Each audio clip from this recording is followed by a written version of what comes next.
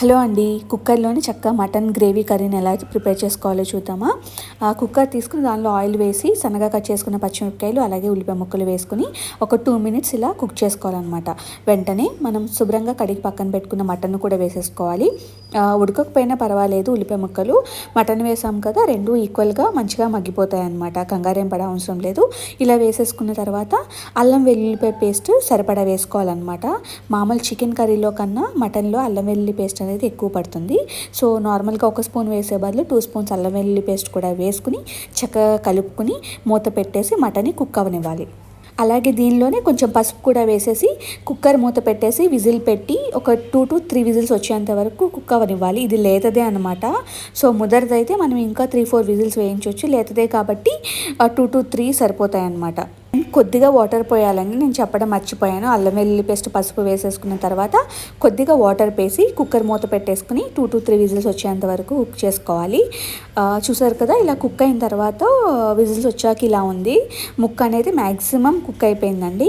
So ఇప్పుడు మనం ఆ వాటర్ అనేది కొంచెం ఎగిరిపోయేంత వరకు కూడా మటన్ని కుక్ చేసుకోవాలి. ఆ వాటర్ అనేది కొంచెం ఎగిరిపోయిన తర్వాత కావలసినంత కారం, ధనియా పౌడర్, జీలకర్ర పౌడర్, గరం మసాలా పౌడర్ ఇవన్నీ వేసుకోవాలి.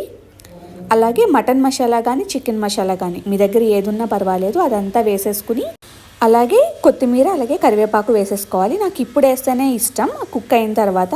మీకు కావాలనుకుంటేనే ఆనియన్స్ వేసుకున్నప్పుడే వేసేసుకోవచ్చు అనమాట. ఇవన్నీ వేసుకుని ముక్క అనేది ఉడికిందా లేదా అనే చూస్తున్నాను వాటర్లో వేసుకుని.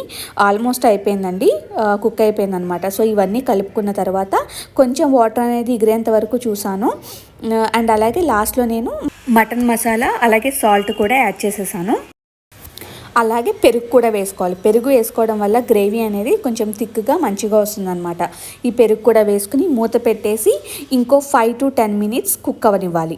ఇలా మంచిగా కుక్ అయితే ఆ ఫ్లేవర్ అనేది, పెరుగు ఫ్లేవర్ అనేది ఆ ముక్కలకి పట్టి చాలా బాగుంటుందన్నమాట. చూసారు కదా, మూత తీయగానే ఎంత చక్కగా మొత్తం కుక్ అయిపోయిందో. ఈ కన్సిస్టెన్సీలో ఉంచుకుంటే సరిపోతుందండి. లేదు మాకు ఇంకా కర్రీ అనేది బాగా ఎగిరిపోవాలి అని అనుకుంటే ఇంకొంచెం స్టవ్ మీద పెట్టుకుని కుక్ చేసుకుంటే సరిపోతుంది. బట్ నాకు ఇలా అయితే ఓకే. రోటీస్లోకి కానీ అలాగే బిర్యానీస్లో కానీ చాలా బాగుంటుంది అనమాట. సో నేను ఇలాగే ఉంచేసుకున్నాను. మీకు కావాలి అని అనుకుంటే ఇంకొంచెం సేపు కుక్ చేసుకుంటే అది బాగా ఎగిరిపోతుంది. సో ఈ ప్రాసెస్ అనేది మీకు నచ్చినట్లయితే ప్లీజ్ సబ్స్క్రైబ్ ద ఛానల్. నేను లెంత్ అనేది ఎక్కువ చెప్పాను కానీ మీరు క్లియర్గా చూస్తే కుకింగ్ అనేది చాలా ఈజీగానే అయిపోతుందండి. సో ఈ ప్రాసెస్ అనేది మీకు నచ్చుతుందని అనుకుంటున్నాను. నచ్చితే కనుక please subscribe the channel and thank you so much for watching the video.